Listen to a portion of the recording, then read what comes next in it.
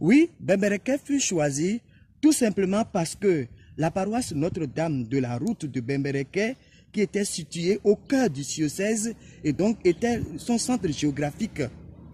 Et en plus, à l'époque, nous sommes en 1976, le presbytère de la paroisse n'était plus sur l'actuel sanctuaire. Voyez-vous, c'est la chapelle du sanctuaire qui est là, mais voilà le reste du presbytère d'alors. Et c'est là que plus tard, quand les frères vont venir, ils vont y mettre leur pylône pour la radio.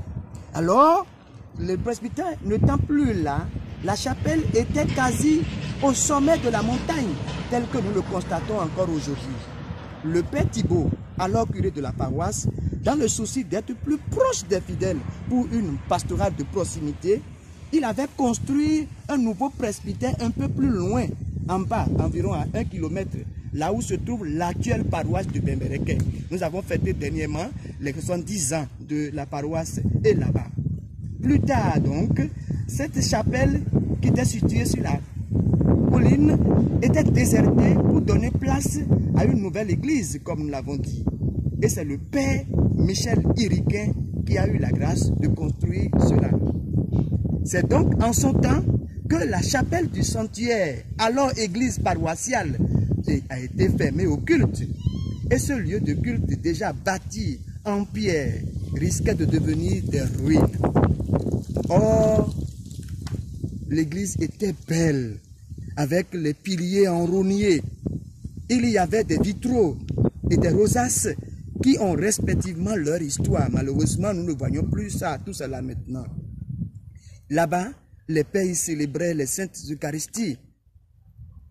Heureusement, quand Bembereke fut choisi au presbytérium, quand Monseigneur a évoqué son intuition, eh bien, quand il fut choisi comme lieu du diocèse, Monseigneur Nestor Asogba a encouragé tous les agents pastoraux à y faire choses communes et familiales.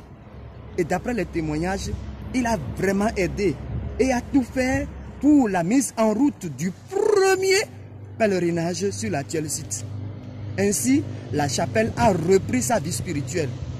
Et au père Iriquin, qui était curé sur place, fut confiée la préparation matérielle pour l'accueil et l'organisation de ce pèlerinage. Et ce premier pèlerinage, comment ça s'est passé? Nous allons voir. D'après le témoignage du père Michel Bonnezin, SMA lui aussi, qui a collaboré avec le père Jacques Julia, qui est en mission au Bénin plus de 50 ans, eh bien l'accueil et l'organisation du premier pèlerinage organisé ici à Bembereke a été une belle réussite. Autrement dit, c'était une nouvelle étape extrêmement importante dans l'annonce de l'évangile au peuple du Borgou. Et tout Parakou, Ndali et Kandi y compris. Même les bâtonnous de la région de Kouandé et Ouassa.